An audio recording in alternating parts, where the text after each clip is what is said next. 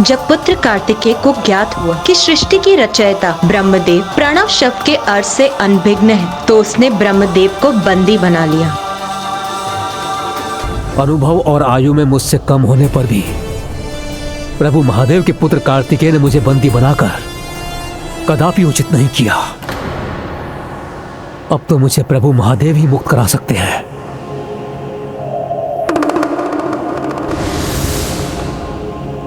ओम नमः शिवाय। कर्पूर गौरम करुणावतारम संसार सारम भुजगेंद्रहारम। ब्रह्मदेव की प्रार्थना सुनकर महादेव को ये ज्ञात हुआ कि वो किस स्थिति में है, तो फिर हम दोनों उनके निकट गए।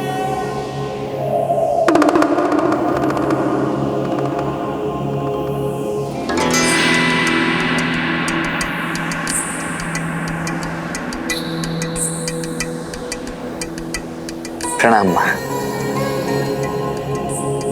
प्रणाम पिताश्री। पुत्र कार्तिकेय, तुमने ब्रह्मदेव को क्यों बंदी बना रखा है?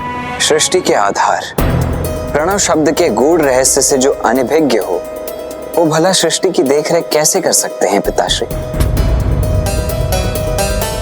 तो क्या तुम मुझे प्रणव शब्द का रहस्य समझा सकते हो? अवश्य पिताश्री, किंतु प्रणव शब्द का गूढ़ रहस्य केवल एक गुरु ही शिष्य को प्रदान कर सकता है, और ज्ञान के आदान प्रदान की मर्यादा के अनुसार गुरु का स्थान शिष्य से ऊंचा होता है। इसीलिए इस प्रक्रिया में यदि आपको मुझसे गूढ़ रहस्य ज्ञात करना है, तो आपको मुझे स्वयं का गुरु बनाकर स्वयं से उच्च स्थान पर स्थित करना होगा। किंतु पुत्र, ये कैसे संभव है? वो तुम्हारे पिता हैं। मां, जो ज्ञान देता है उसका स्थान उसकी आयु से निर्धारित नहीं होता। इसीलिए यदि पिताश्री को मुझसे प्रणव शब्द के गूढ़ रहस्य को ज्ञात करना है, तो उन्हें मुझे गुरु बनाकर स्वयं से उच्च स्थान पर स्थित करना ही होगा। किंतु पुत्र, जहाँ महादेव, वो स्थान स्वतः ही सर्वोच्च हो जाता है। जगत पिता महादेव से ऊंचा स्थान तो संसार में हो ही नहीं सकता। पुत्र कार्तिकेय, गुरु से उच्च तो कोई स्थान नहीं होता, और मैं तुम्हें गुरु के रूप में स्वीकार कर स्वयं से उच्च स्थान देता हूं।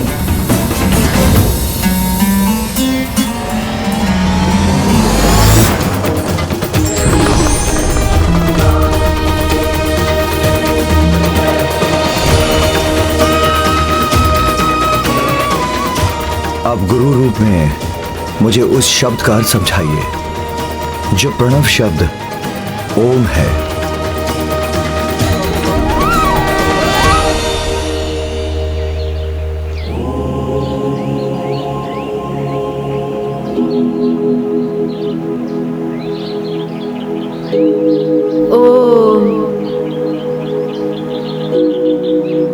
ओम गं गणपते नमो नमः।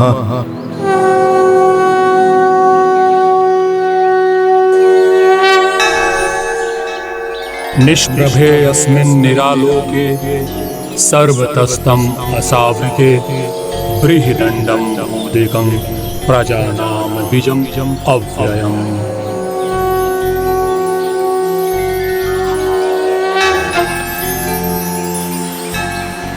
मुझे श्लोक का अर्थ समझाने की कृपा करें गजानन। सृष्टि के आरंभ में कुछ भी नहीं था, प्रकाश भी नहीं था, सर्वत्र अंधकार था। तब उस समय एक बहुत बड़ा अंड प्रकट हुआ, जो सभी प्रजाओं का अविनाशी बीज था।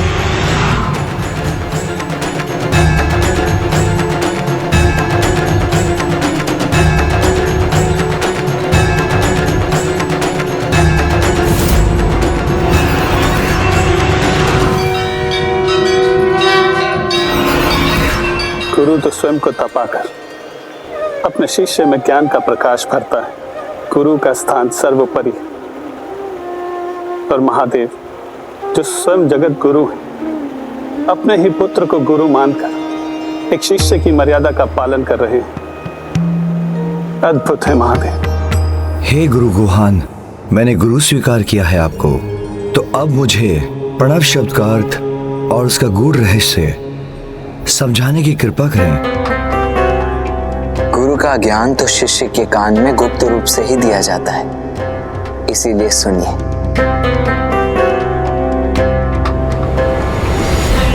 प्रणव शब्द अर्थात ओंकार आदि मंत्र है, अनंत ऊर्जा का स्रोत है। आदि मंत्र ओंकार, क्योंकि यदि शिव वाच्य है तो आदि मंत्र उनके वाचक अर्थात वो स्वयं शिव के ही ब्रह्म स्वरूप है।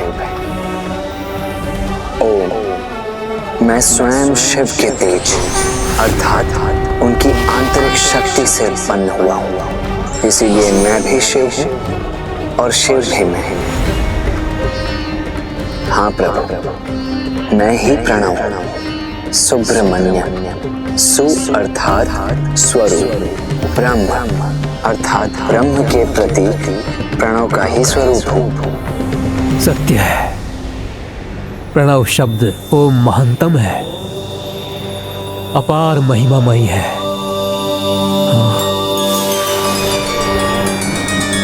लघु ध्वनि रूपी प्रणव शब्द ओम मात्र एक अक्षर नहीं, मात्र एक ध्वनि भी नहीं, किंतु उस अक्षर और ध्वनि में समाहित समस्त सृष्टि का सार है, उसकी रचना का आधार है। इसीलिए कोई भले ही छोटा हो या बड़ा, रचनाकार हो अथवा स्वयं रचना, सभी शिव के ही अंश हैं। इसीलिए किसी के भी द्वारा किसी अन्य का तिरस्कार उचित नहीं, क्योंकि वास्तव में सभी की रचना दिव्य ओम अर्थात प्रणव शब्द से ही हुई है, और यही प्रणव का रहस्य भी है।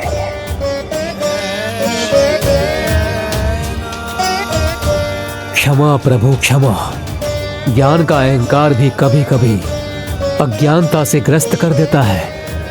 मैं सत्य जानकर भी कुछ समझ नहीं पा रहा था। स्वयं को मैं सृष्टि का रचयिता समझता था, किंतु सत्य अब स्पष्ट है। मैं मात्र एक माध्यम हूं, किंतु सृष्टि की रचना का मूल आधार तो एकमात्र प्रणव शब्द ओमकार ही है।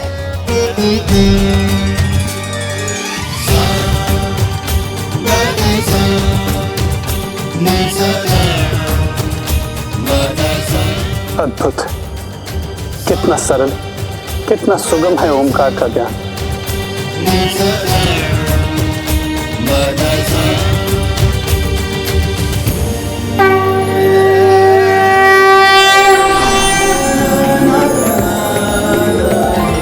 गुरु रूप में मुझे बताने वाले कि प्रणव ही तुम्हारा भी ब्रह्म स्वरूप अर्थात सुब्रमण्यम है, इसलिए आज से तुम्हें भी सुब्रमण्यम कहा जाएगा। सुब्रमण्यम कहा जाएगा। मेरे गुरु बनकर मुझे ज्ञान देने के नाते तुम्हारे नाम के साथ स्वामी भी जुड़ेगा, इसलिए आज से तुम्हें सुब्रमण्यम स्वामी भी कहा जाएगा। इसलिए आज से तुम्हें सुब्रमण्यम स्वामी भी कहा जाएगा। इसलिए आज से तुम्हें सुब्रमण्यम स्वामी भी कहा जाएगा। धन्य है स्वामी आप। पुत्र, आज मैंने तुम्हें अपने नाथ के गुरु अर्थात स्वामी के रूप में देखा है, इसलिए आज मैं तुम्हारे सम्मान में मैं भी तुम्हें एक नवीन नाम देती हूँ, स्वामीनाथ। स्वामीनाथ।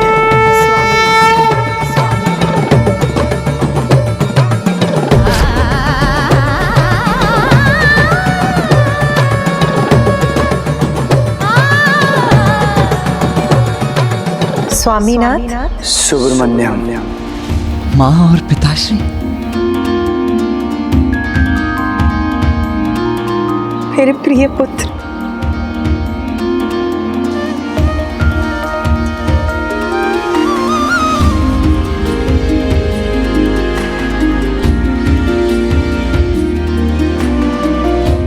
प्रणाम पिताश्री।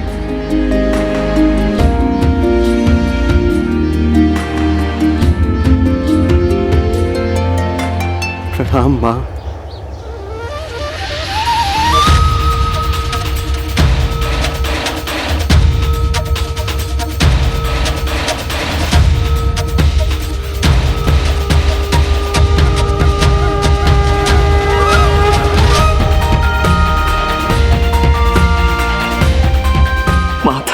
के दर्शन तो सूर्यदेव के प्रचंड ताप में शीतल छाया के समान है। मुझे इस आनंद की प्राप्ति होने वाली है जिसका तो मुझे तनिक भी अनुमान नहीं था।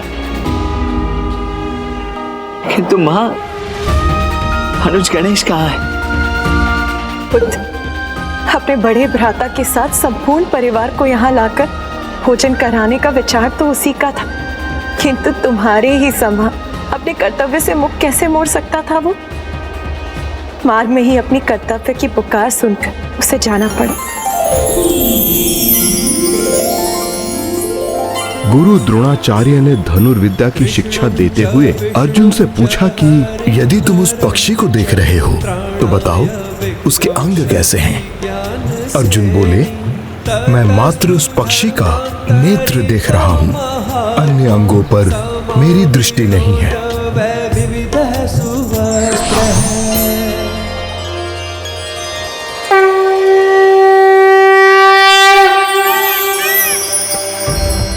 बुद्धि के देवता प्रथम पूज्य गणेश जी का ज्ञान के सागर में डूबना स्वाभाविक ही था।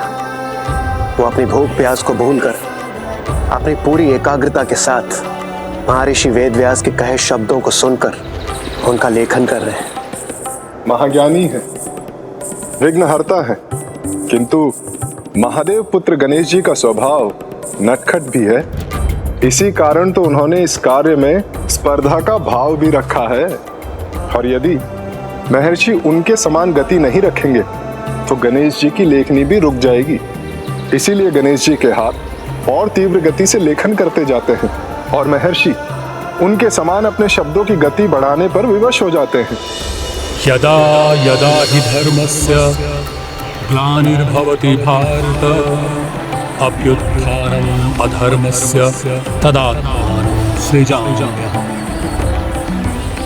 गजानन की गति तो बढ़ती ही जा रही है, ऋषिवर को शीघ्रता करनी होगी। यदि ऐसा ना हुआ तो गणेश जी अपनी नियत अवस्था के अनुसार ये लेखन रोक देंगे और यह अत्यंत महत्वपूर्ण महाकाव्य अधूरा रह जाएगा। परित्राणाय साधूनां विनाशाय च दुष्कृतां धर्म संस्थापनार्थाय संभवामि युगे। ये तो अत्यंत अद्भुत स्पर्धा है। हाँ सूर्यदेव, कभी गणेश जी आगे होते हैं तो कभी ऋषिवर।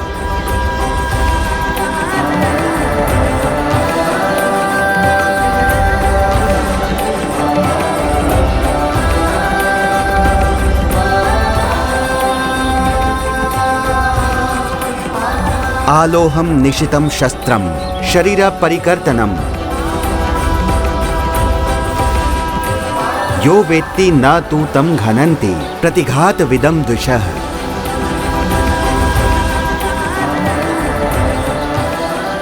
ये आवश्यक नहीं कि केवल लोहे या धातु से बने अस्त्र शस्त्र ही घातक होते हैं। कई ऐसे पदार्थ हैं जो प्राण घातक सिद्ध हो सकते हैं, जिनमें से एक है ला, जो अग्नि में पिघलकर किसी को भी भस्म करने की क्षमता रखता है।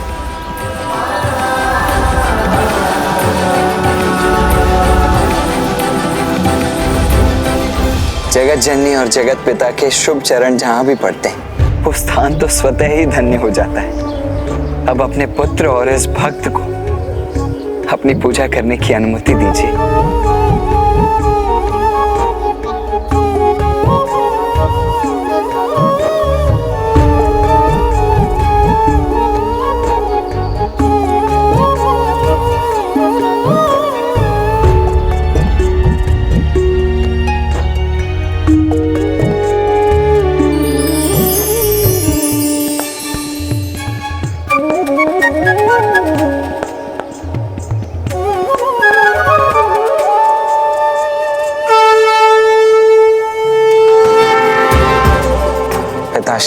मुझे क्षमा करना, आपको समर्पित करने हेतु मैं बेलपत्र तो पाने में असमर्थ रहा, किंतु मुझे पूर्ण विश्वास है इन सुंदर अर्जुन वृक्ष के पत्रों को अवश्य स्वीकार करेंगे।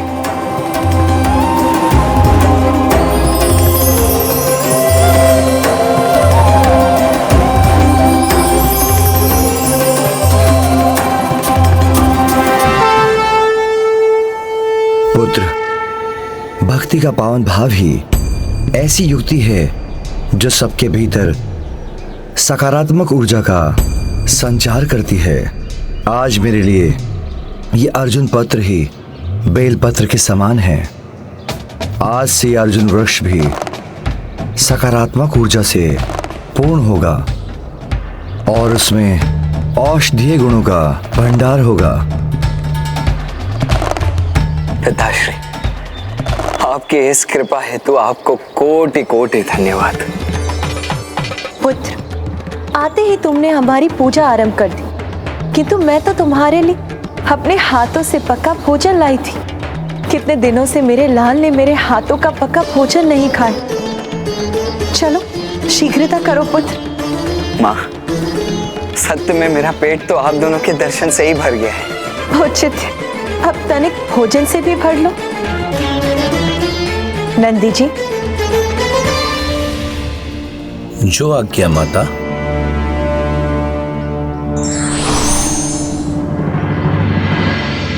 माँ, किंतु आप दोनों और गणेश? पुत्र, एक माँ होने के नाते मेरा स्नेह तुम दोनों के लिए बराबर है और मैंने गणेश को वचन दिया है कि मैं भोजन उसके साथ ही करूंगी।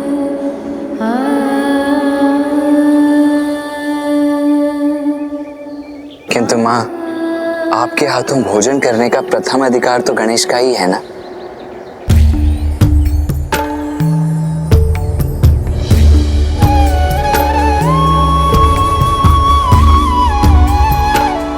ये मोदक मेरे प्रिय अनुज गणेश के लिए है माँ। नंदी जी।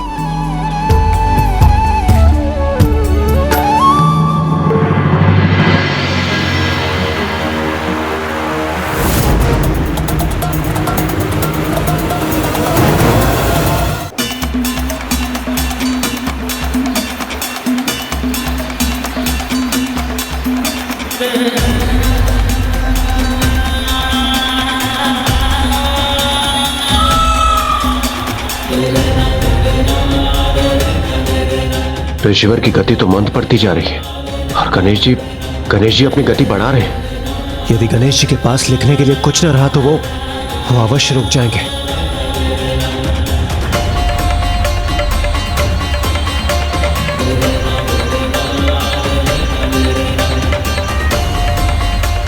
यज्ञसेन कुमारी कृष्णा अपनी रक्षा के लिए श्री कृष्ण, विष्णु, हरि और नर आदि इन भगवत नामों को उच्च और द्रवित स्वर में पुकार रही थी।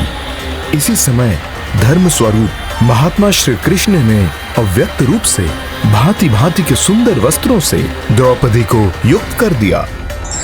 हे गजानन, हम गंधर्व भी आपकी इस अद्भुत लीला के साक्षी बनने का सौभाग्य पाने आए हैं प्रभु।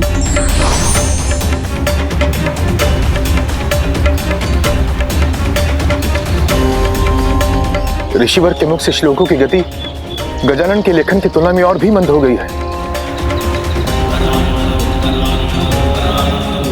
ऋषिवर मात्र एक शब्द से गणेश जी से आगे हैं। ऋषिवर तो जैसे रुक ही गए। अब कुछ नहीं हो सकता। यह महाकाव्य भी यहीं रुक जाएगा और संसार इससे वंचित रह जाएगा।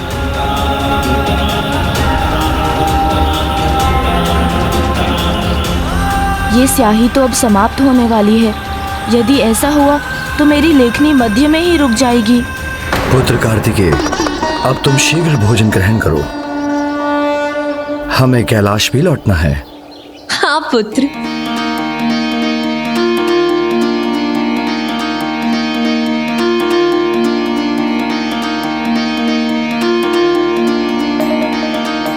मेरा पुत्र अकेले यहाँ किस प्रकार रहता होगा। कितनी कठिनाई होती होगी उसे। कैसे छोड़कर जाऊं मैं उसे। ममता की छांव से भला कौन वंचित होना चाहता है माँ। यदि मेरे वश में होता ना माँ, तो मैं तो आपकी ममता से भरा स्नेह पाने के लिए आपको यहीं रोक लेता।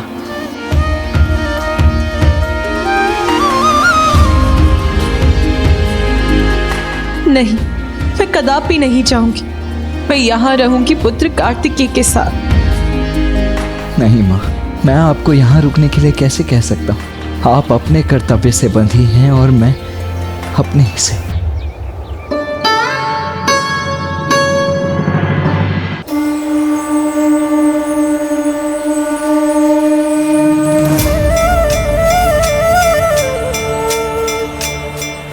गणेश जी की शाही समाप्त होने के कारण ऋषिवर को पुनः एक अवसर प्राप्त हुआ है।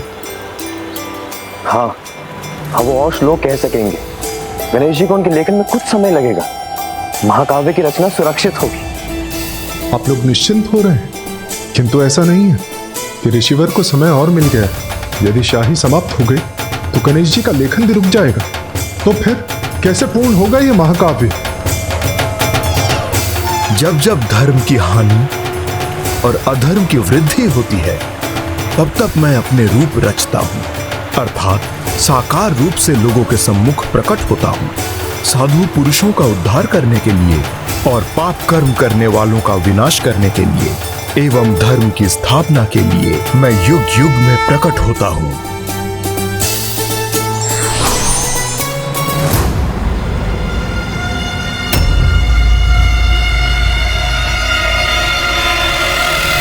शाही की इन अंतिम बूंदों से आप कुछ ही शब्दों का लेखन कर सकेंगे गणेश जी।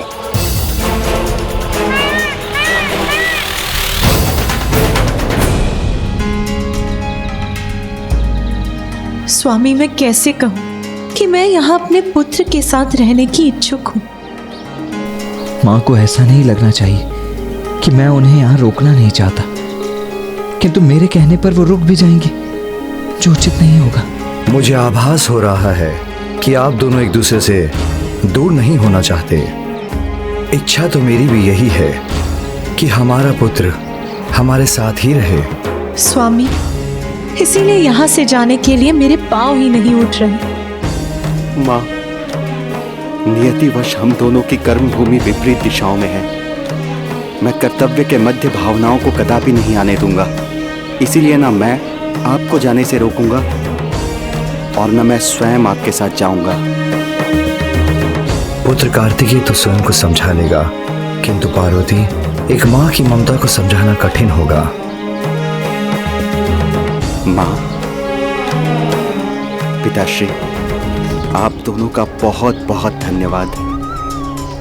आप दोनों के चरण का स्पर्श कर ये स्थान अत्यंत पावन हो गया है। इसीलिए आज मैं ये घोषणा करता हूं कि युग युगांतर तक इसे शैलम पुकारा जाएगा। और माँ, मेरे लिए तो यही दक्षिण का कैलाश है। जहाँ माँ पार्वती और प्रभु महादेव का वास है, वहीं कैलाश है। पुत्र, एक माँ की ममता को इन सबसे तृप्ति नहीं मिलती। उसे तो तभी मिलती है जब उसका पुत्र उसके निकट हो, उसकी आंचल के छांव में हो, उसकी दृष्टि के सामने हो। पुत्र, मैं तुम्हें यहाँ छोड़कर नहीं जा सकती। पुत्र, देवी पार्वती, पुत्र कार्तिकेय यहाँ अकेला कहाँ रहेगा? पुत्र, इस स्थिति का समाधान तो तुम दोनों ने ही सुझा दिया। पुत्र कार्तिकेय, तुमने अर्जुन वृक्ष के पत्रों और मल्लिका पुष्पों के साथ मेरी इतनी श्रेष्ठ पूजा की है, इसलिए मैं अपने 12 ज्योतिर्लिंगों में से एक के रूप में यहीं स्थापित होऊंगा और तुम्हारी माता अपनी शक्ति स्वरूप देवी ब्रह्मरंभा के रूप में यहाँ स्थापित रहेंगी, जो उनके 18 मुख्य शक्ति पीठों में से एक होगा। यहाँ हमारी पूजा मल्लिकार्जुन के रूप में होगी और तुम्हारे कथन के अनुसार इस स्थान को दक्षिण पीठ कहा जाएगा।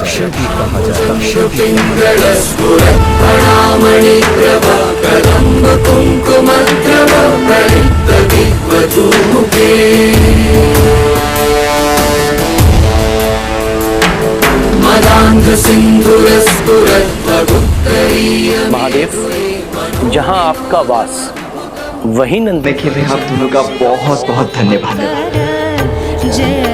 भविष्य में यहाँ एक महान विशाल मंदिर की स्थापना होगी और यहाँ के भक्तों को आप दोनों की कृपा से आपके भव्य दर्शनों का सुख प्राप्त होगा और यह स्थान सदा सदा के लिए दक्षिण कैलाश के नाम से जाना जाएगा। और मैं स्वयं यहाँ सदा आप दोनों की पूजा करता रहूंगा।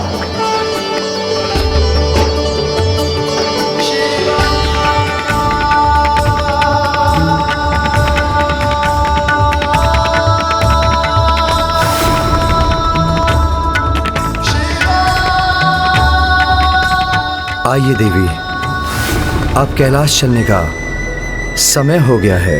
नहीं स्वामी, कार्तिकेय को यहाँ अकेला छोड़कर जाना मेरे मन को कदापि स्वीकार नहीं। किंतु प्रिय, जब हमारे ज्योतिर्लिंग और शक्तिपीठ के रूप में हमारी शक्तियां यहाँ हैं, तो वो हमसे दूर कहाँ है? मैं समझती हूँ स्वामी, और मैं ये भी समझती हूँ कि उसका एक बड़ा लक्ष्य है और उसको उसका कर्तव्य यहीं रहकर पूर्ण करना है। इसीलिए वो कैलाश नहीं लौट सकता। किंतु मैं तो यहाँ रह सकती हूँ ना स्वामी। यदि आप कैलाश जाने के इच्छुक हैं तो जाइए, किंतु मैं कार्तिकेय को यहाँ अकेला छोड़कर कदापि नहीं जाऊंगी। अब मैं पार्वती को कैलाश लौटने के लिए कैसे तैयार करूं?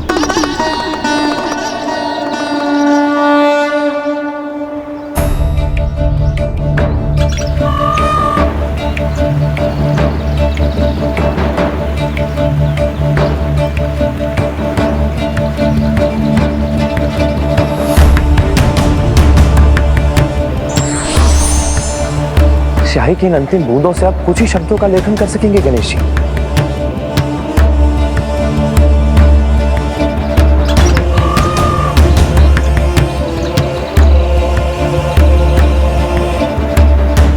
इसके लिए तो माता भूमि देवी से ही प्रार्थना करनी होगी, ताकि वो वचनानुसार हमें और स्याही प्रदान करें।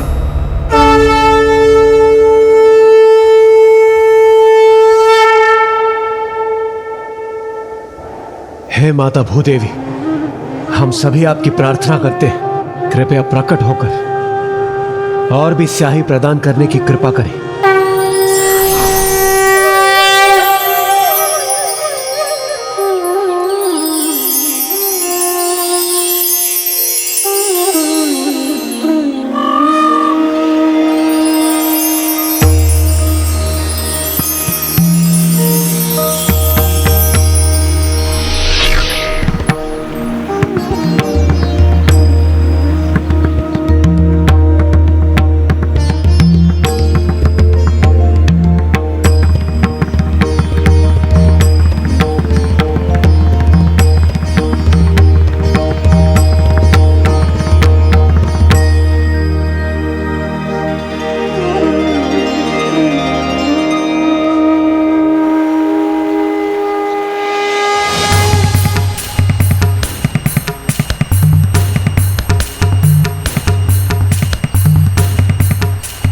अभिमन्यु का शरीर चक्र की प्रभा से उज्जवल तथा धूल राशि से सुशोभित था। उसके हाथ में तेजोमय उज्जवल चक्र प्रकाशित हो रहा था। उससे उसकी बड़ी शोभा हो रही थी। उस रण क्षेत्र में चक्र धारण द्वारा भगवान श्री कृष्ण का अनुकरण करता हुआ अभिमन्यु क्षण भर के लिए बड़ा भयंकर प्रतीत होने लगा था। कौरवों से घिरा हुआ अकेला अभिमन्यु छत विक्षत होते हुए हिम्मत नहीं हारा।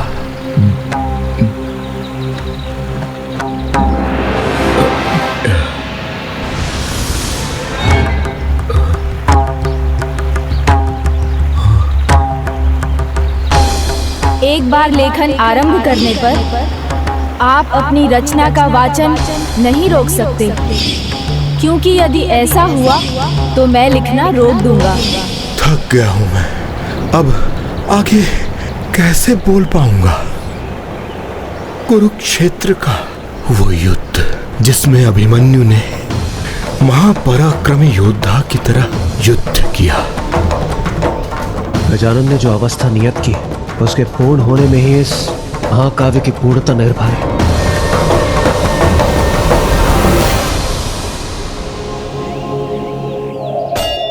प्रिय, आप समझने का प्रयास कीजिए। क्या समझूं स्वामी?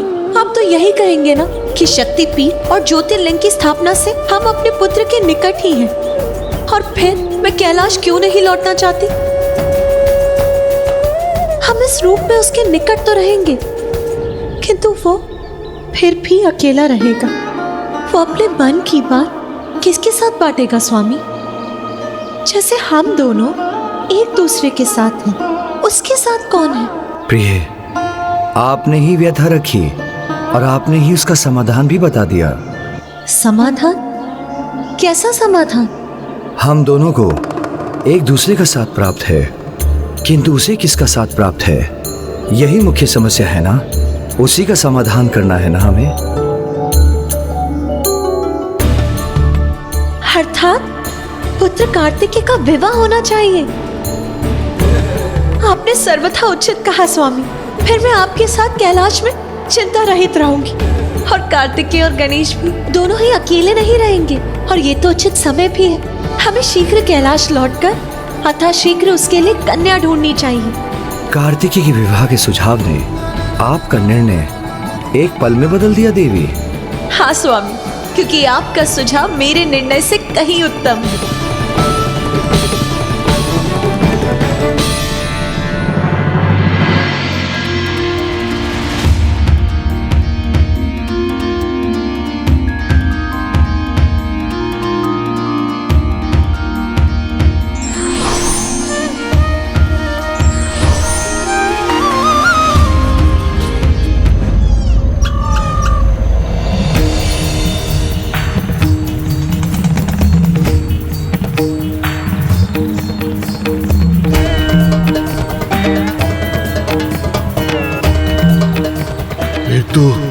समस्त भूपालों के स्वामी वीर राजा दुर्योधन के धराशायी होने पर वहां बिजली की गड़गड़ाहट के साथ प्रचंड वायु चलने लगी, धूलि की वर्षा होने लगी, वृक्ष, वन एवं पर्वतों सहित सारी पृथ्वी कांपने लगी।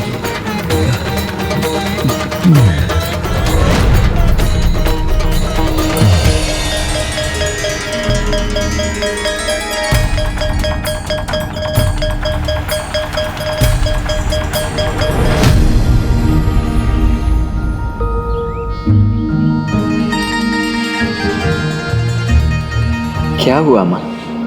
अब हमें जाना होगा पुत्र, किंतु तुम तनिक भी चिंता मत करो। मैं तुम्हें कभी भी अकेला नहीं रहने दूंगी। ज्योतिर्लिंग और शक्तिपीठ के साथ मैं स्वयं भी प्रत्येक पूर्णिमा पर अपने प्रत्यक्ष दर्शन प्रदान करूंगी।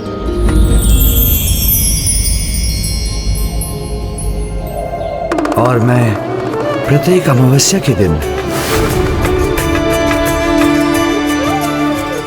आप दोनों को अपने माता पिता के रूप में पाकर मैं धन्य हो गया। मैं किन शब्दों में आप दोनों को धन्यवाद करूं? कृपा कर मेरा नमन स्वीकार करें।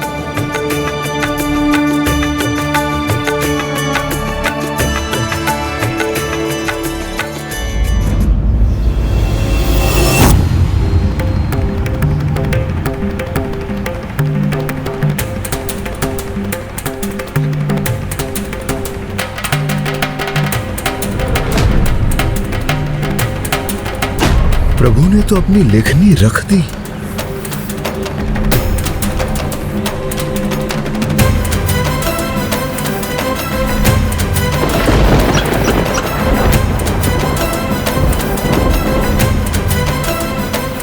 प्रभु गजानन, आप उठ क्यों गए? मैंने कहा था ना ऋषिवर, जैसे ही आप बोलना समाप्त करेंगे मैं लेखन रोक दूंगा। उचित है प्रभु, क्षमा करें। आपको दिए हुए वचन का मैं मान नहीं रख पाया, किंतु कोई तो उपाय होगा कि आप आगे लिख सकें, अन्यथा यह महाकाव्य पूर्ण नहीं हो पाएगा। प्रभु, इसे पूर्ण करने में मेरी सहायता कीजिए प्रभु। अब तो केवल एक ही खंड शेष है। नहीं ऋषिवर, नहीं ऋषिवर, नहीं ऋषिवर, नहीं ऋषिवर।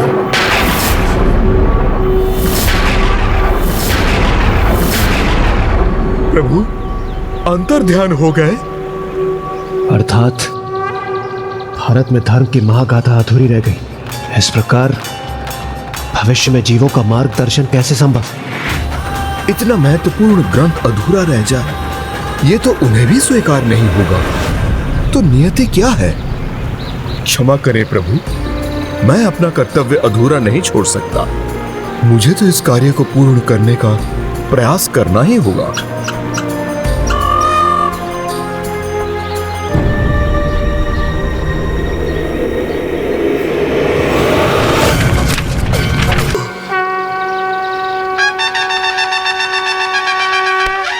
प्रणाम प्रभु।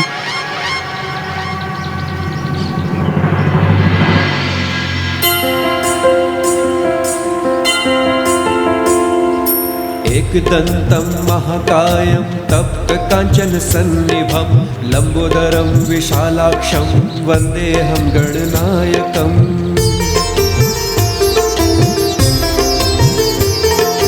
ॐ नमस्ते गणपते त्वमेव प्रत्यक्षं तत्त्वमसि त्वमेव केवलं कर्तासि त्वमेव केवलं धर्तासि त्वमेव केवलं हर्तासि त्वमेव सर्वखल्विदं ब्रह्मासि।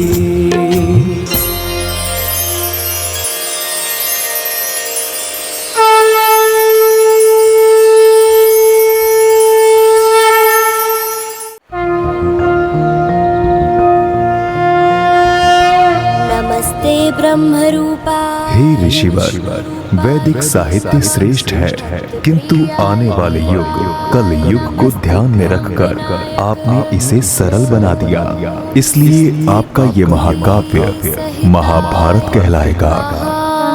गणपतये नमः।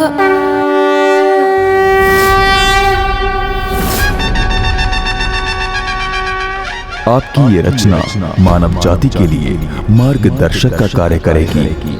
धन्यवाद हे ज्ञान बुद्धि और श्रुति के ईश्वर कि आपने मुझे और मेरी इस रचना को शुभाशीष दिया। ऋषिवर, मैं अपना कार्य संपन्न कर चुका, तो क्या अब मुझे प्रस्थान करने की आज्ञा है? अवश्य प्रभु। प्रणाम ऋषिवर। शीघ्रता कीजिए मूषक जी, अब जाकर निश्चिंतता से माँ के हाथों बने पकवान खाऊंगा। देवी, यहाँ नवीन दिव्य ऊर्जा संकेत दे रही है कि गणेश भी अपना कार्य पूर्ण कर शीघ्र लौटने वाला है।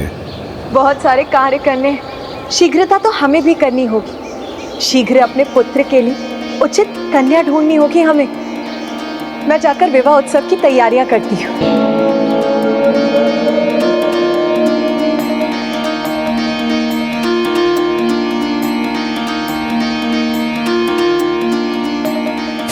गणेश जी का विवाह? गणेश जी के लौटने पर सर्वप्रथम यह शुभ समाचार मैं ही उन्हें दूंगा।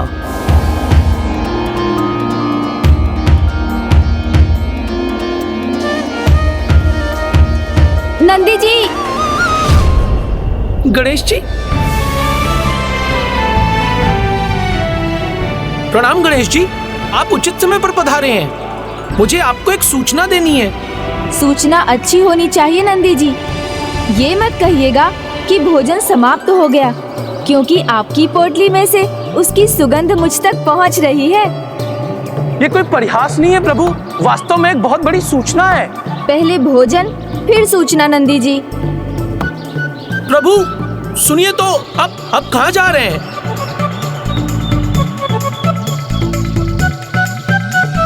प्रभु सुन तो लीजिए, यह सूचना सुनकर आप आनंदित होकर उछल पड़ेंगे।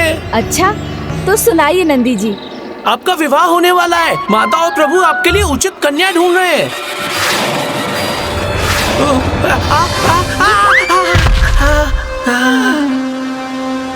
प्रभु, मेरा विवाह? ये क्या कह रहे हैं नंदी जी? अवश्य आपसे कोई भूल हुई है। आपने ठीक से नहीं सुना होगा। नहीं प्रभु, मैंने ठीक से सुना भी, कहा भी, और ना ही कोई भूल हुई है मुझसे। ये तो शुभ समाचार है प्रथम पूज्य। मैं समझता हूँ प्रभु, इस शुभ समाचार को सुनकर तो किसी के भी मन में लड्डू फूटेंगे। इसीलिए तो कहता हूँ कि अब मोदक खाने का नहीं, अपितु खिलाने का समय है गणेश जी। अब आप अपने मन में फूटते हुए मोदकों को समेटिए। तब तक मैं जाकर अन्य लोगों का इस शुभ समाचार से मुंह मीठा करवाता हूँ।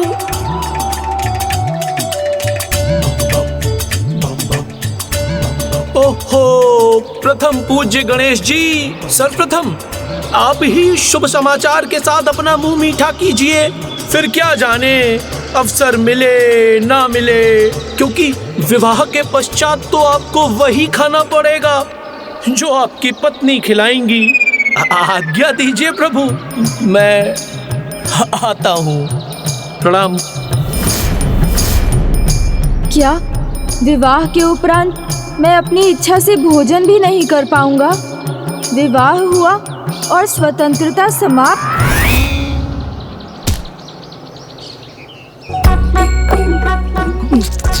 प्रभु प्रभु प्रभु सुनिए तो, वो देखिए प्रभु, वहाँ आपकी होने वाली पत्नी। क्या? कहाँ है मेरी पत्नी?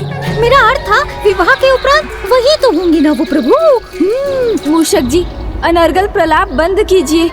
विवाह, ये तो बहुत बड़ी समस्या है। आज प्रथम बार मुझे किसी समस्या का हल नहीं सूझ रहा। मैं तो उलझ गया हूँ। मैंने तो पहले ही कहा था प्रभु। क्या? क्या कहा था? कि मत कीजिए। क्या? क्या नहीं करूँ? यही महान कार्य। बालक हैं, किंतु बालकों वाला कोई कार्य तो आप करते नहीं। संपूर्ण संसार की समस्याएं हल करते हैं। तो फिर सब आपको विवाह के योग्य समझेंगे ना। ऐसा कौन सा महान कार्य कर दिया मैंने मूषक जी कि माँ और पिताश्री मेरा विवाह करने पर तुल गए? क्या नहीं किया है प्रभु आपने? सब कुछ आप ही ने तो किया है। दुष्ट असुरों का अंत और देवताओं की सहायता, और तो और संसार के महानतम ग्रंथ महाभारत का लेखन। तो अब आप ही बताइए, आपको बालक कौन कहेगा भला? जो हुआ सो हुआ, किंतु अब क्या करूं? उसका कोई सुझाव है? हाँ हाँ, क्यों नहीं प्रभु, मेरी बुद्धि के पास तो सुझाव ही सुझाव हैं। किंतु आपके लिए जो सर्वथा उचित है वो ये बताना और जताना कि आप एक नन्हे बालक हैं। नन्हा बालक? आपको अपने व्यवहार से ये दिखाना होगा कि आप अभी भी एक बालक ही हैं, तभी तो आपका विवाह टल सकता है प्रभु। उचित है, किंतु मुझे उसके लिए करना क्या होगा? बताऊंगा, किंतु सर्वप्रथम आप वचन दीजिए कि जो कुछ भी मैं कहूँगा वो आप अवश्य करेंगे। करूँगा, सब कुछ करूँगा, किंतु ये तो बताइए कि करना क्या है? हमारे नटखट बालक अभियान का पहला कार्य होगा उत्पाती बनो।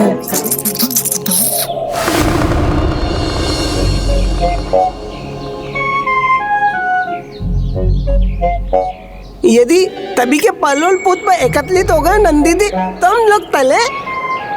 उचित है तोतला जी। तलिए।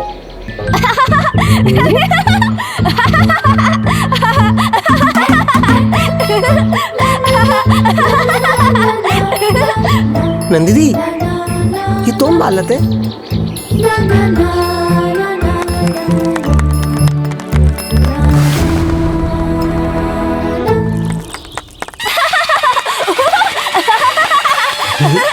गणेश जी एक अबोध बालक के समान व्यवहार क्यों कर रहे हैं?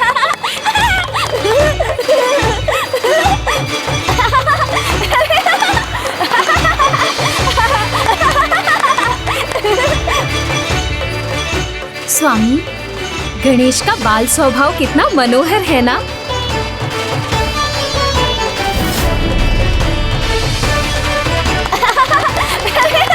स्वामी, ये गणेश क्या कर रहे हैं और क्यों? क्या है इसका कारण? प्रभु, ये कैसी नवीन लीला है आपकी?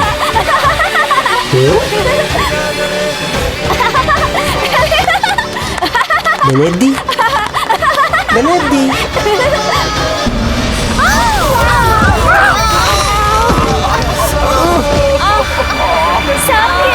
सब गिर गए। नंदी दी, ये तो प्रभुता तो पलियात है क्या? नहीं तोतला जी, गणेश जी ने ऐसा परिहास कभी नहीं किया। आनंद आया, बहुत आनंद आया। ये बता दीजिए कि आप शिशु बनकर क्यों चल रहे हैं? क्या ये नवीन व्यायाम आपको त्रिदेवों ने सुझाया है? उचित है, यदि आप नहीं बताना चाहते तो मत बताइए। किंतु हमें अनुमति दीजिए, माता हमारी प्रतीक्षा कर रही होंगी। प्रतीक्षा? हाँ। लुकी।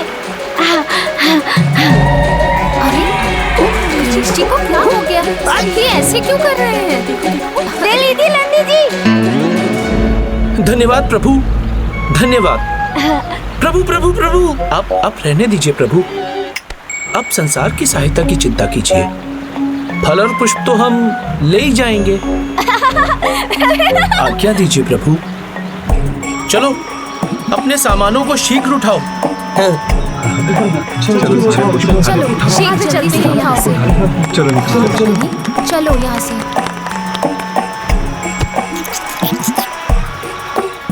क्यों, उपयुक्त था ना? हाँ प्रभु, किंतु आप रुकिए मत। अभी कार्य संपन्न नहीं, मात्र आरंभ हुआ है। अभी तो सबको ये विश्वास दिलाना है कि आप मात्र एक बालक ही हैं। नटखट बनो अभियान कार्य 2।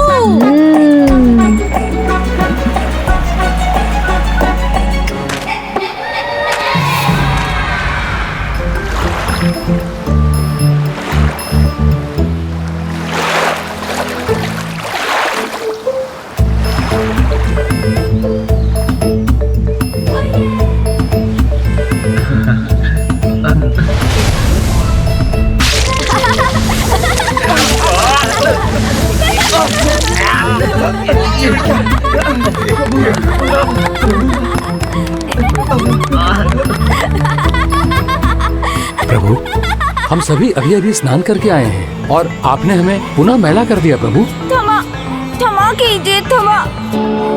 यदि प्रथम पूज्य गणेश जी ने ऐसा किया है तो इसमें अवश्य उनकी कोई लीला होगी। उचित है प्रभु।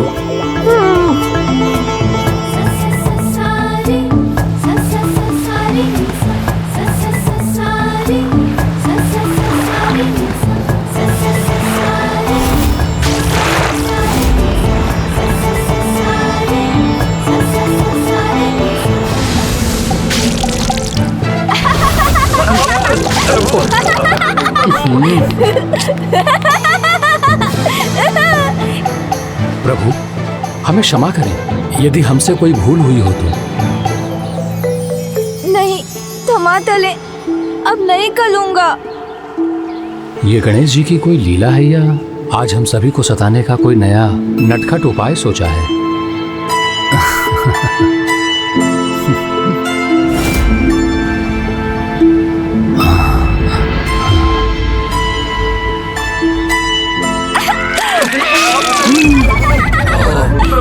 प्रभु आज ऐसा क्यों कर रहे हैं? प्रभु, मेरी योजना, मेरी सुझाव सफल हो रही है।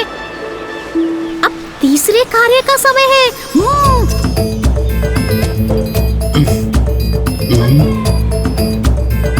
गणेश जी कहाँ गए? स्वामी, ये गणेश आज इतनी नटखट क्रीड़ा क्यों कर रहे हैं? क्या है इसके पीछे का कारण? प्रभु, कार्य 3 है ये, ठीक से कीजिए।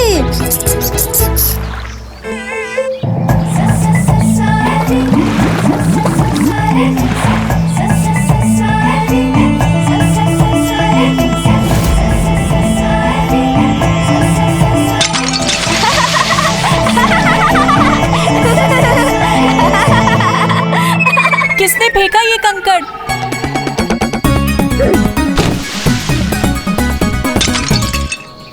एक और कंकड़? किसने फेंका ये कंकड़? सामने आओ।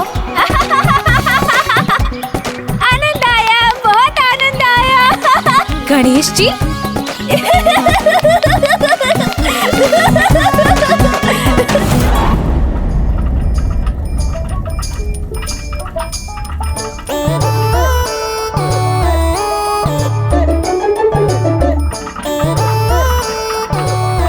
अब कार्य 4 प्रभु।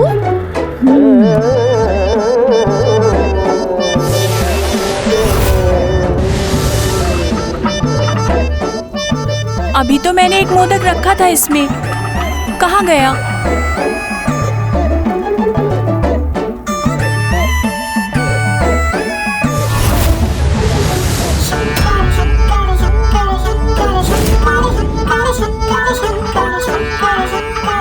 यहाँ तो कोई नहीं है, तो कदाचित मेरा ही भ्रम होगा।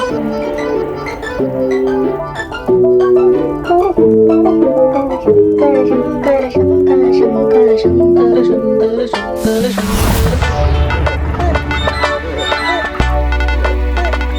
क्या हो रहा है मेरे साथ? क्या हुआ? पता नहीं, मोदक स्वतः अदृश्य हो रहे हैं। ध्यान से कार्य करो, अन्यथा माता क्रोधित होंगी। यहाँ से स्वतः कुछ कहा जा सकता है भला? कार्य 5 प्रभु।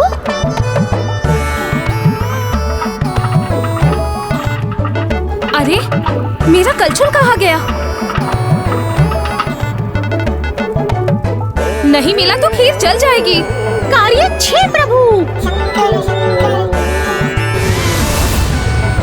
अरे मेरा माखन कहाँ गया? यही तो था, क्षण भर में कहाँ गया? कौन है? कौन है हमारे साथ जो क्रीड़ा कर रहा है? कौन हमें सता रहा है?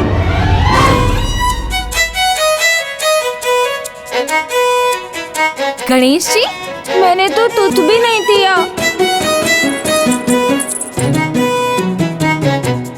बड़े अचंभे की बात है, जगत को सभी संकटों से बचाने वाले विघ्नहर्ता गणेश जी हमें कठिनाइयों में डाल रहे हैं, और वो भी तब जब कुछ ही दिनों में उनका विवाह होने वाला है। विवाह वही तो नहीं करना है मुझे। आज गणेश को हुआ क्या है?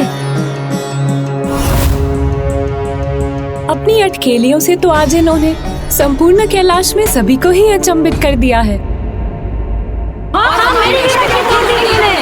नंदी जी, अब तो कुछ करना ही होगा, उन्हें रोकना होगा।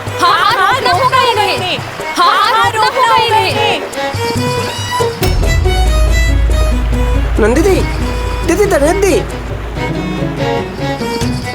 ये सभी तो जैसे मेरी प्रतीक्षा में ही खड़े हैं।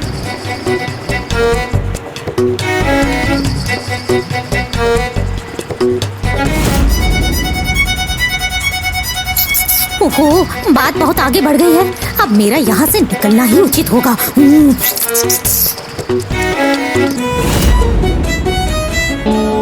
मूषक जी भी अदृश्य हो गए।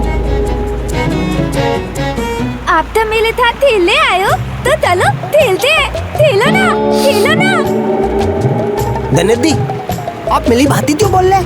आपकी बातें नहीं बोल रहा हूँ तोतला दी, मैं तो वैसे बोल रहा हूँ जैसे धोते बत्तू तो बोला था। ये मैं भी तो धोता हूँ ना। धनेदी, आप तो पलियात मुझे नहीं पता डाला है। देखिए ना नंदी दी, ये मुझे दांत लाए हैं। नंदी दी दे दिया ना प्रभु, मेरा पलियात डाल रहा है।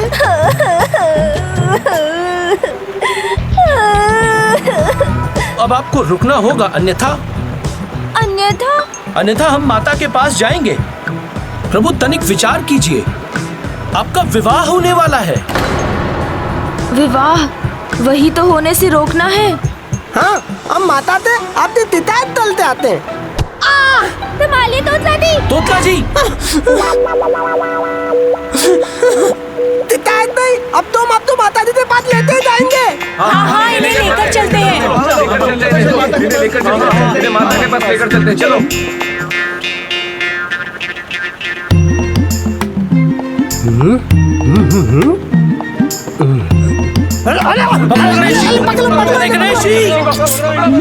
नटखट बनो अभियान में मैंने तो यहीं तक बताया था, तो प्रभु क्या करने लगे?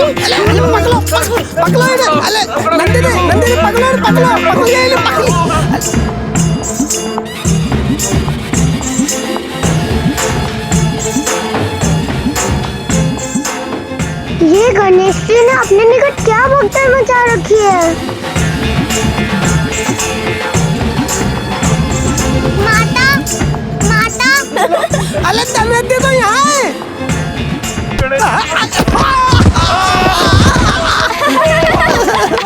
अरे तो मतलब, चलो बात है। अरे उधर से,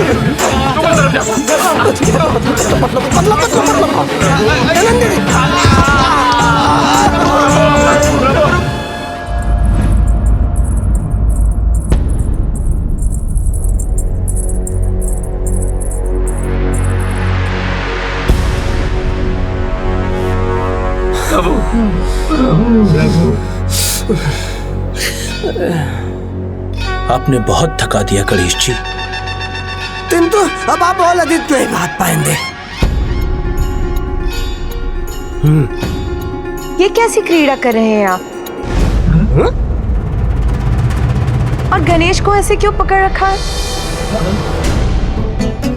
प्रणाम माता। क्षमा कीजिएगा माता, किंतु आज विघ्नहर्ता ही हम सबके विघ्नकर्ता बने हुए हैं और ये सब इन्हीं का किया धरा है। हमने तो बहुत सारे फल भी एकत्रित किए थे, वो भी इन्होंने गिरा दिए। और माता मुझे तो मेरी बातें बोलते तिला रहे थे। हाँ। मेरी तो खीर भी जलवा दी इन्होंने। और मोदक बने ही नहीं, ये छुपके से चट कर गए। और माखन के साथ भी यही किया था इन्होंने। अब माता को विश्वास होगा कि मैं मात्र एक बालक ही हूँ। अभी मैं विवाह के योग्य नहीं हूँ। माता अब स्वतः मेरे विवाह का विचार त्याग देंगी।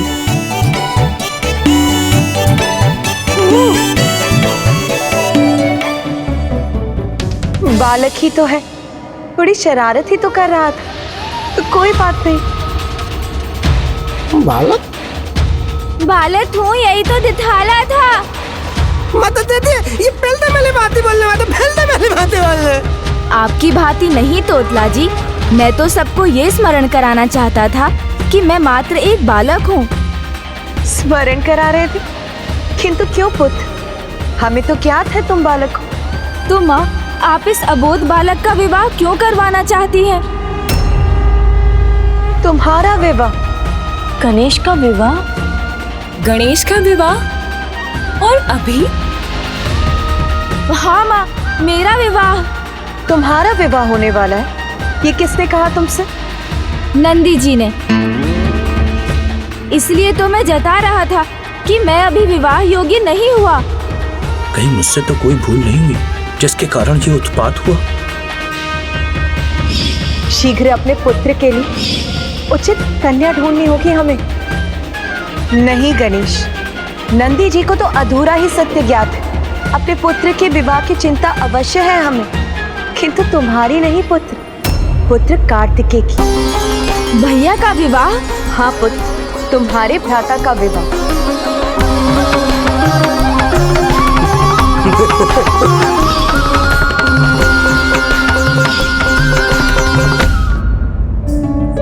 किंतु विवाह के लिए एक योग्य वधू का चुनाव करना होता है, किंतु अभी वो योग्य कन्या नहीं मिली है जो योग्य वधू बन सके। तो आपने मुझे क्यों नहीं बताया माँ?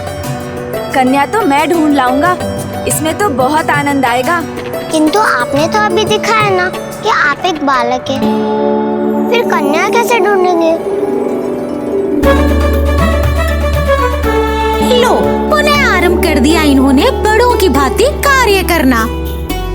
ये कार्य कठिन अवश्य है, किंतु मुझे पूर्ण विश्वास है कार्तिकेय के लिए उचित कन्या मिल ही जाएगी।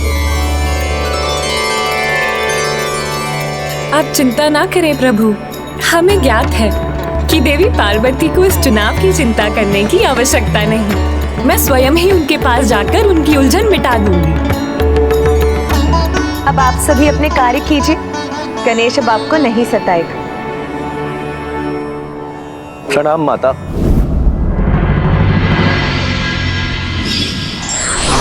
प्रणाम बुआ जी, प्रणाम मामी जी। प्रणाम सरस्वती माता, प्रणाम लक्ष्मी माता। कल्याण हो पुत्री। क्यों देवी पार्वती, आप अपने पुत्र कार्तिकेय के लिए योग्य वधू ढूंढ रही है ना? अच्छा हुआ आप दोनों आ गईं। मुझे आप दोनों की सहायता की आवश्यकता थी। चिंता मत कीजिए देवी। देवी लक्ष्मी ने तो कार्तिकेय के विवाह के लिए योग्य कन्या ढूंढ भी ली है। योग्य कन्या ढूंढ भी ली है? हाँ देवी पार्वती, श्री हरि नारायण की पुत्रियाँ, श्री हरि नारायण की पुत्रियाँ, जिन्हें स्वयं पुत्र कार्तिकेय ने अर्धांगिनी के रूप में स्वीकार करने का वचन दिया था। पुत्र कार्तिकेय ने वचन दिया था, किंतु कब? मामी जी, आपने कन्याओं का उल्लेख किया, तो क्या भैया कार्तिकेय की एक से अधिक अर्धांगिनी होंगी? हाँ पुत्र, कार्तिकेय जब प्रभु महादेव के गुरु रूप में उन्हें प्रणव शब्द का ज्ञान दे रहे थे, तब उस अलौकिक दृश्य को देखकर प्रभु श्री नारायण भावुक हो उठे और उनके नेत्रों से आनंद के अश्रु बह गए।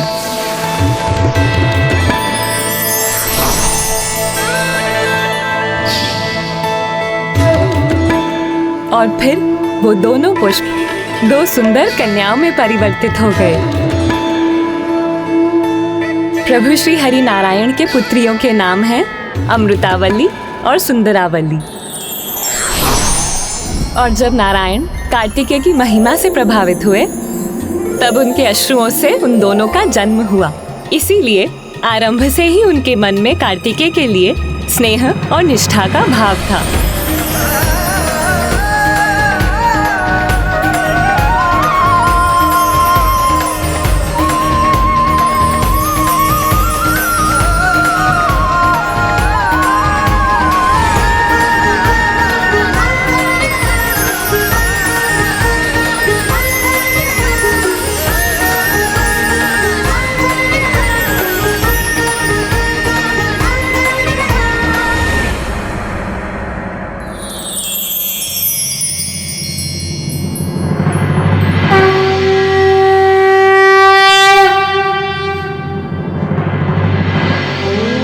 कार्तिकेय की महिमा से प्रभावित होकर वो दोनों कन्याएं उनके लिए तपस्या करने लगी।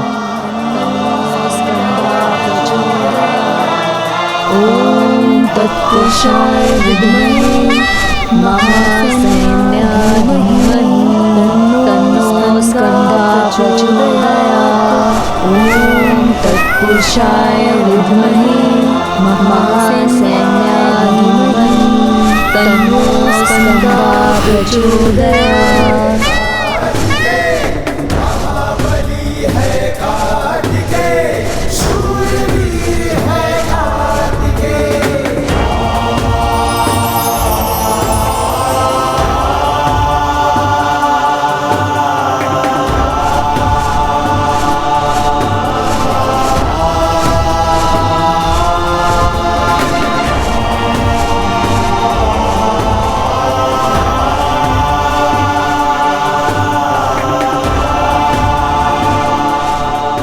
प्रणाम प्रभु।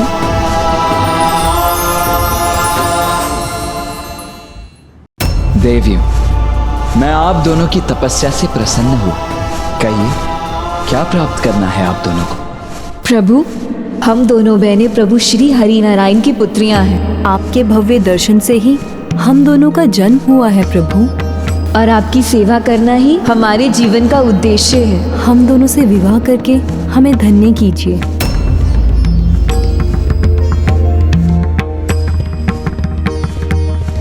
किंतु देवियों, मैं अपने जन्म के उद्देश्य की पूर्ति किए बिना आप दोनों से विवाह भला कैसे कर सकता हूं?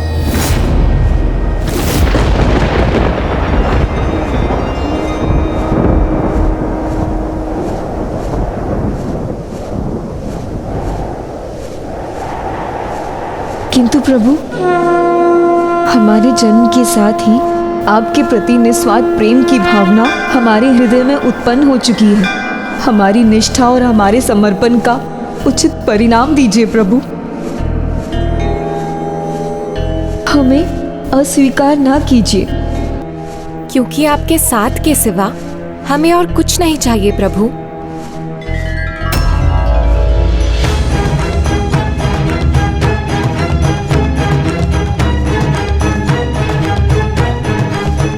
देखिए देवियों, मेरी संपूर्ण निष्ठा मेरे कर्तव्य के प्रति ही है, अर्थात दक्षिण के अत्याचारी आतंकी असुरों से सभी को मुक्त कराना।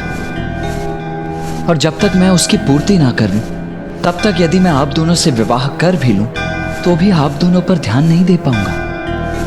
इसीलिए अभी आप दोनों से मेरा विवाह करना आपके और मेरे दोनों के कर्तव्यों के लिए अन्याय होगा।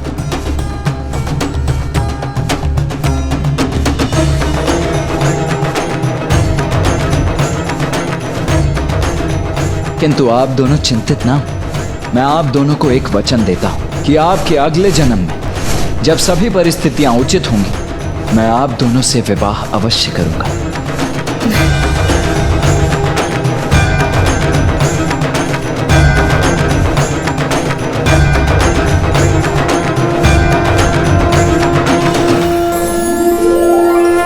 हमारे लिए इतना ही पर्याप्त है प्रभु।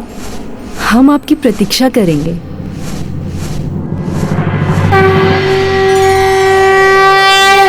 तो क्या भैया के विवाह के लिए हमें उन दोनों देवियों के अगले जन्म की प्रतीक्षा करनी होगी? नहीं पुत्र गणेश, कुमार कार्तिकेय से वचन प्राप्त करते ही उनके जीवन का उद्देश्य पूर्ण हो गया था और वहीं से आरंभ हुई उनके पुनर्जन्म की कथा। देवी पार्वती, आपको यह जानकर प्रसन्नता होगी कि सुंदरावल्ली और अमृतावल्ली का पुनर्जन्म हो चुका है और वो घड़ी दूर नहीं जब कार्तिकेय के संग उनका विवाह संपन्न होगा। तो अब वो दोनों कहाँ हैं माता?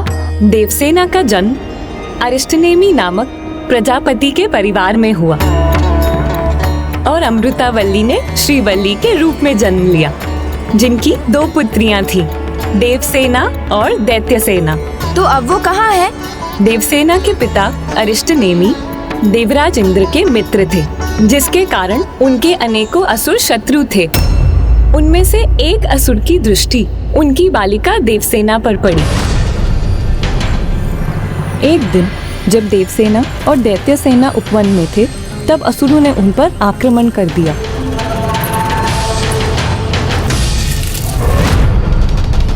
कौन? दैत्यसेना? कोई तो है।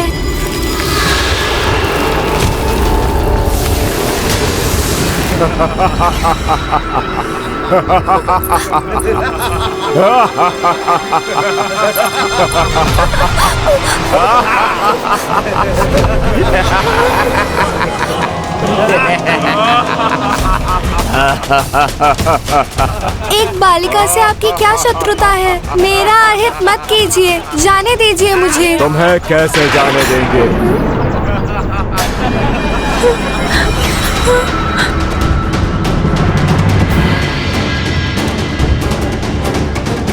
यह असुर देवसेना को सता रहे हैं। तुम्हारा हरण करूंगा बालिका, अपने साथ ले जाऊंगा, असुरी बनाऊंगा।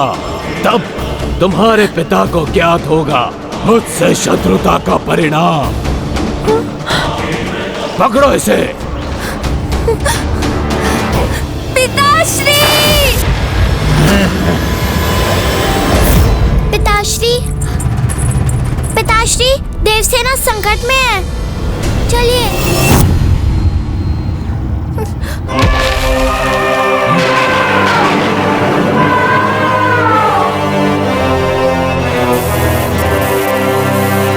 आक्रमण!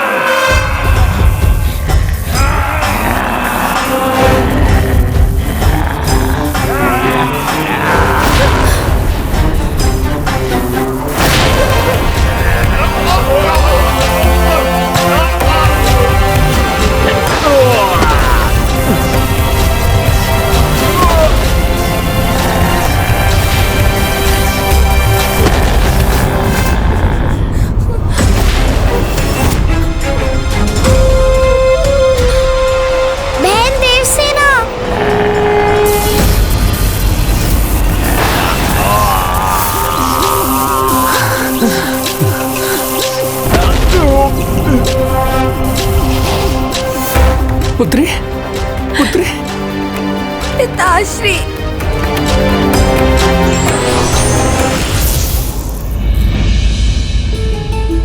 पुत्री, अब चिंता करने की कोई बात नहीं है। देवराज इंद्र ने सही समय पे यहाँ पहुंच के तुम्हारी रक्षा की है।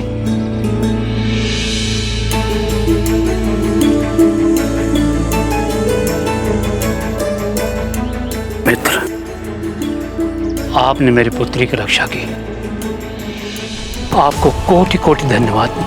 आपको तो स्वयं प्रभु का आशीष प्राप्त, जो आपको एक नहीं 2 योग्य पुत्रियां प्राप्त हुई। आपके इन पुत्रियों को देख मेरे मन में भी एक पुत्री का पिता बनने की इच्छा जागृत हुई। आपने मेरी पुत्री देवसेना की रक्षा की। असंख्य असुर मेरे शत्रु हैं। कदाचित मेरी पुत्री आपके पास ही अधिक सुरक्षित रहेगी। मेरी पुत्री देवसेना को एक पुत्री के रूप में स्वीकार कीजिए। दैत्य सेना मेरे पास ही रहेगी।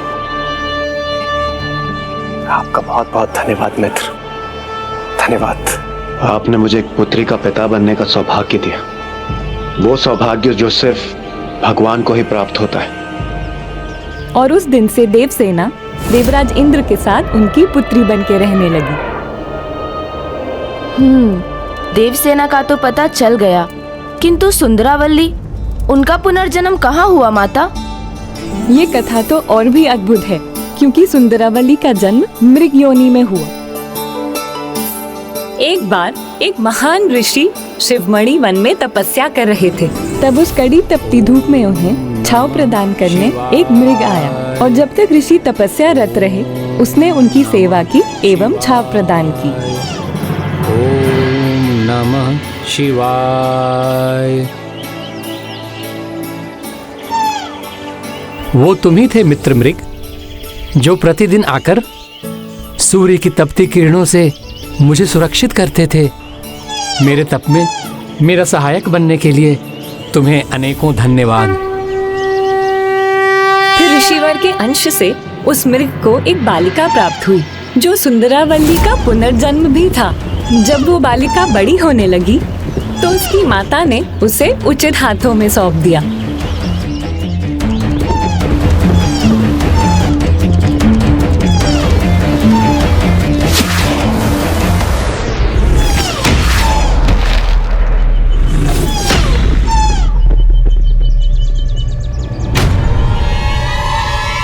कहाँ गया वो मृग?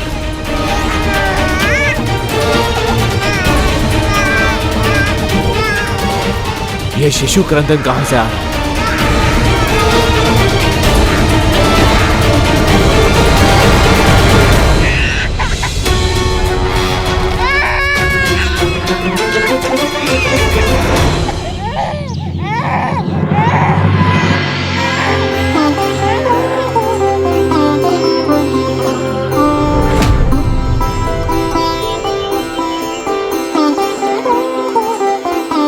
मेरा बाण कभी नहीं चूका,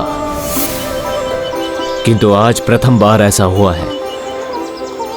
कहीं ऐसा तो नहीं कि ये मृग मुझे यहां तक पहुंचाना चाहता था ताकि मैं इस बालिका को स्वीकार करूं। तुम्हें माता ने मेरे पास भेजा है, मैं तुम्हें बालिका के रूप में स्वीकार करता हूं। आज से तुम्हारा नाम होगा श्रीवल्ली, श्रीवल्ली, श्रीवल्ली, श्रीवल्ली।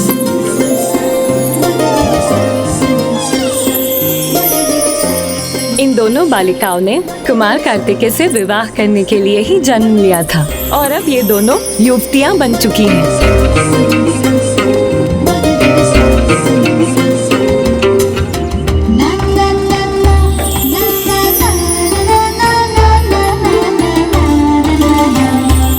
इसलिए आप चिंतित मत होइए देवी पार्वती, आपको अपनी पुत्र वधुएं ढूंढना नहीं है, बस उनका विवाह प्रस्ताव लेकर जाने भर की देर है।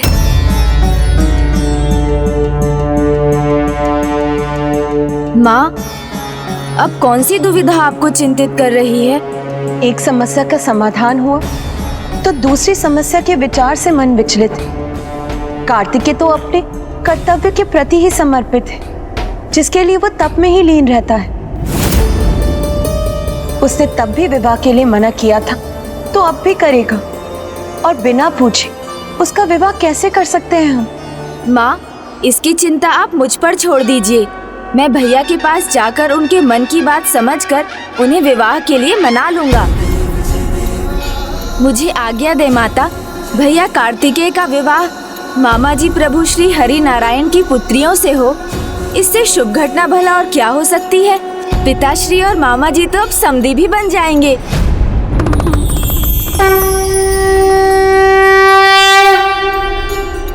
माँ, अब तो मैं भैया को विवाह के लिए मना कर ही आऊंगा। मुझे जाने की अनुमति दीजिए।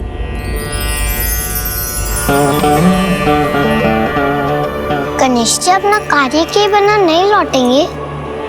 गणेश को हम सब बुद्धिनाथ और बुद्धि प्रिय के नाम से भी पुकारते हैं। चतुर भी है हमारा गणेश, किंतु हम सबको ये नहीं भूलना चाहिए कि कार्तिकेय उनका अग्रज है। क्या गणेश उन्हें मना पाएंगे?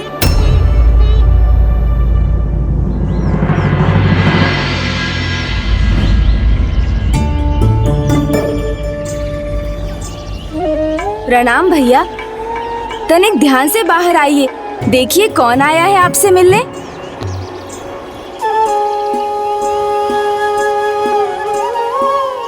अनुज गणेश, अनुज तुम यहाँ?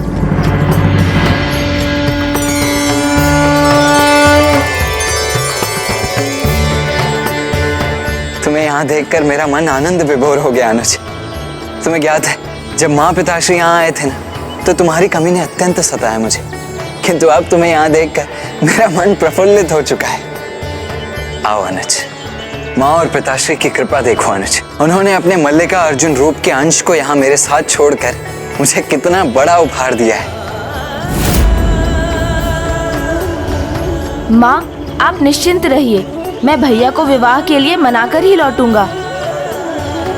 लो अनुज गणेश, तुम्हारे प्रिय मोदक तो नहीं है मेरे पास, किंतु हाँ, अभी के लिए ये प्रसाद ग्रहण कर लो। लो। मोदक? मैं नहीं लाया। वैसे भी अब तो लड्डू खाने का समय आने वाला है। क्या कह रहे हो तुम? अनुज गणेश, मैंने तुमसे मोदक नहीं मांगे हैं और ना ही कोई लड्डू। मैं तो तुम्हें ये प्रसाद ग्रहण करने के लिए कह रहा हूँ। अच्छा।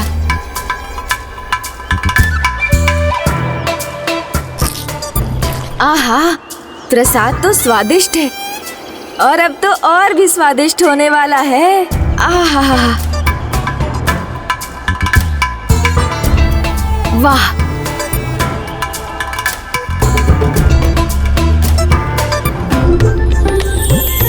गणेश अचानक आया और अब ऐसी बातें कर रहा है जिनका अर्थ समझना कठिन है। बात क्या है? भैया, परिवार की इच्छा के आगे तो सब विवश हो जाते हैं। अब आपने ही तो कहा था ना, इच्छा हो तो आ जाना। इच्छा हुई तो मैं आ गया, और इच्छा तो और भी है।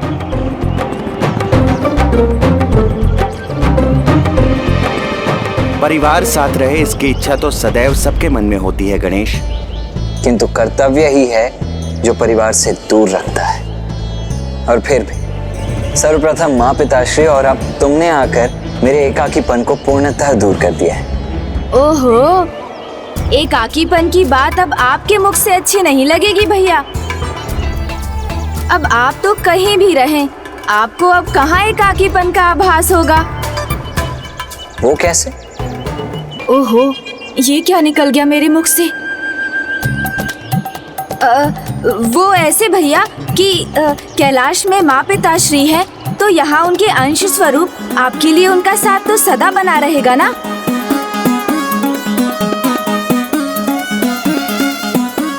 है ना?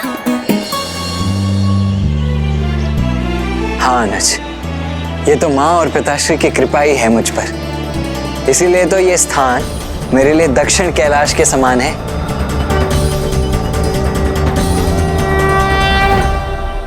अच्छा हुआ भैया मेरे कथन का आशय नहीं समझे। अब मुझे चतुराई का मार्ग अपनाना होगा ताकि वो विवाह के लिए सहर्ष तैयार हो जाएं।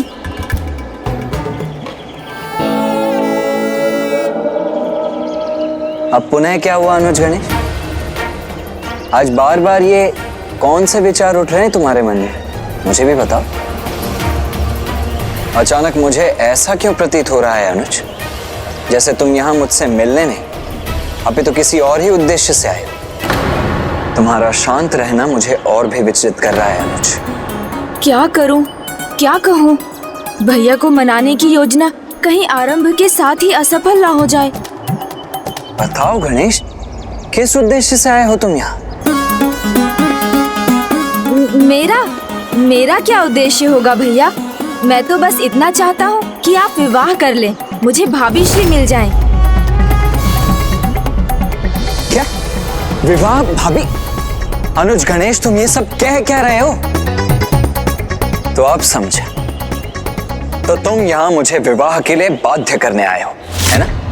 नहीं भैया, बाध्य करने नहीं, बस एक निवेदन है मेरा। अच्छा, निवेदन? ये किस प्रकार का निवेदन है अनुज? निवेदन विवाह करने के लिए? नहीं भैया, नहीं। स्पष्ट कहो अनुज, यही कहना चाह रहे हो ना तुम?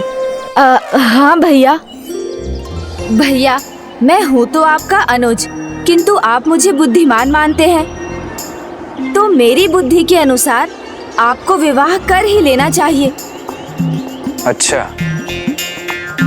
तो ये तुम्हारा निवेदन है या सुझाव या फिर संदेश? नहीं नहीं, निवेदन ही है और सुझाव भी। नहीं गणेश, व्यर्थ है तुम्हारा ये निवेदन, क्योंकि मेरा निर्णय स्पष्ट है। मैं अभी विवाह नहीं करूंगा।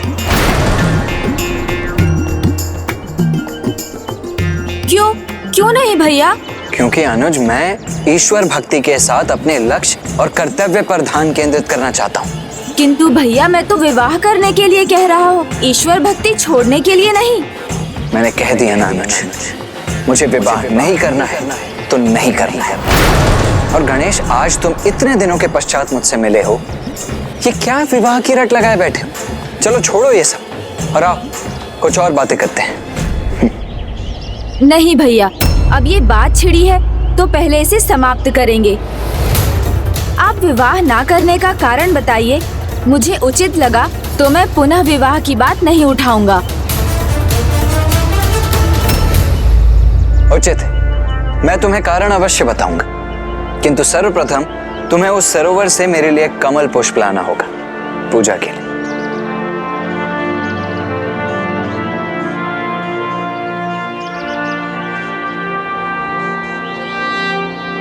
उचित है भैया।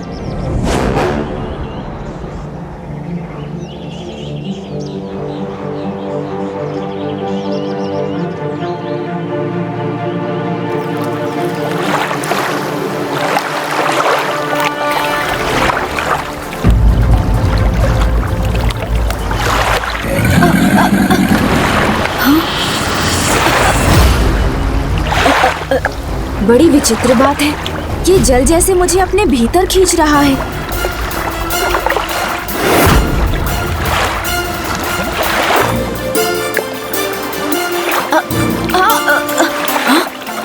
कुछ है मेरे पांवों के निकट।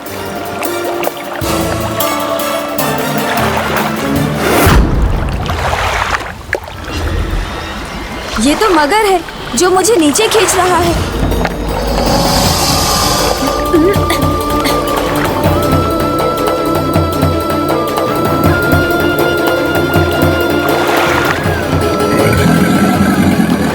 दूर हटो मगर, तुम्हारा अहित नहीं करना चाहता, बस भैया का कार्य कर लौटने दो मुझे।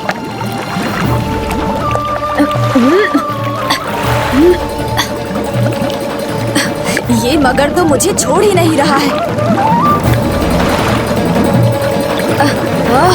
मुझे खींचे ही जा रहा है ये। मेरा संपूर्ण बल भी इसे पराजित नहीं कर पा रहा है। अवश्य असाधारण मायावी मगर है ये। मुझे भैया से ही सहायता मांगनी होगी। भैया, मेरी सहायता कीजिए।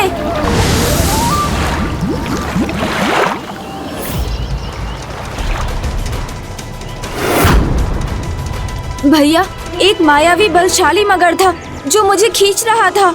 एक ऐसा मगर जिसके समक्ष प्रथम पूज्य वीर गणेश भी असहाय हो गए। हाँ भैया। और जितना तुमने उससे मुक्त होने का प्रयास किया, उतना ही वो तुम्हें और भीतर खींचता चला गया। हाँ भैया। बस यही वो कारण है अनुज। तनिक विस्तार से तो बताइए भैया, ये वो कारण कैसे?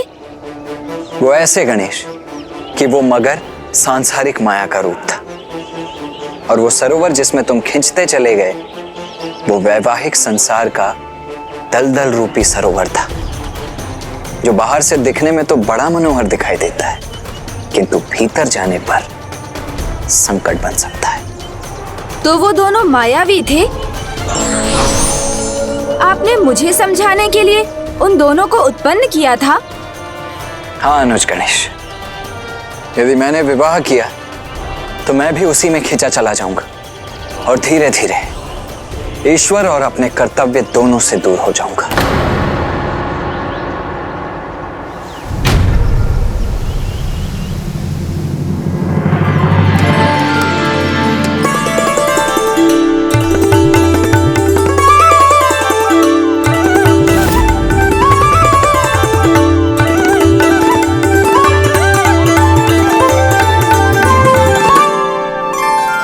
स्वामी, देखते ही देखते हमारी पुत्री कब विवाह के योग्य हो गई, हमें पता ही नहीं चला। आप सत्य कह रही हैं प्रिय। समय अपनी गति के अनुसार गतिमान रहता है, किंतु मुझे आज भी वो दिन स्मरण है जब वो प्रथम बार हमारे पास आई थी। किंतु अब समय आ गया है स्वामी कि हम अपनी पुत्री देवसेना के लिए उचित वर का चयन करें। गुण, रूप, सौंदर्य, इन दोनों में ही अनुपम है हमारी पुत्री देवसेना।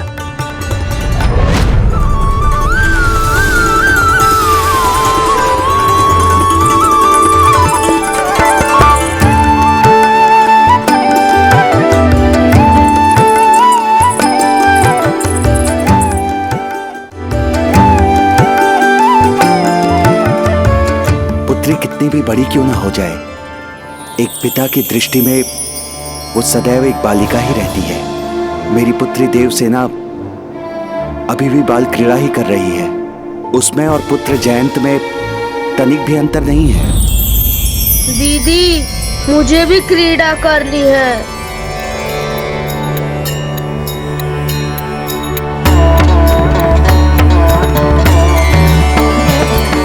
अच्छा, खेलोगे? लो पकड़ो।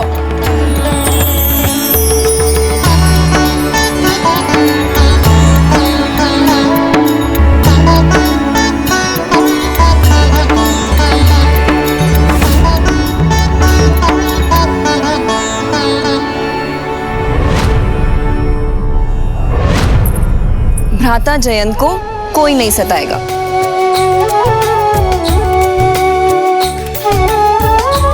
देखिए किस प्रकार देवसेना एक बड़ी बहन की भांति अपने छोटे भाई की सुरक्षा के लिए प्रस्तुत हो गई है। भ्राता, तुम ठीक हो ना? अब तुम्हें कोई नहीं सताएगा।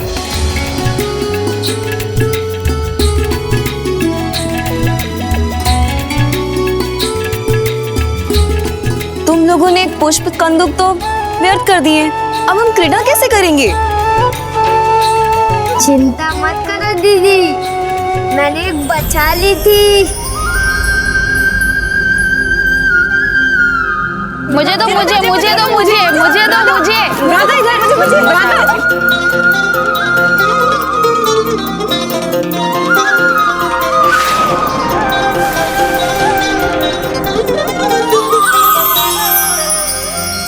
तुम सब यहीं रुको, मैं लेकर आती हूँ।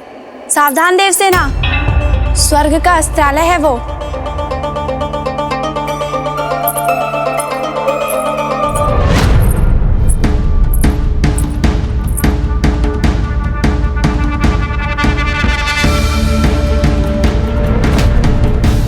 इतने सारे अस्त्र।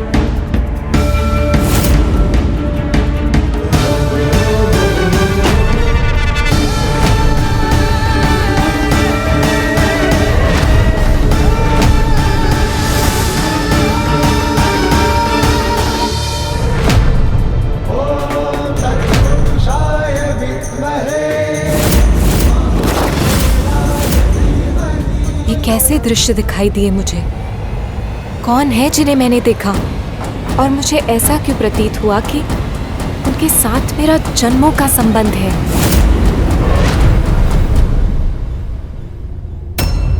विवाह बंधन नहीं, अपितु ऐसा संस्कार है जिससे स्त्री और पुरुष एकाकार हो सुचारू रूप से अपने कर्तव्यों का निर्वहन कर पाते हैं।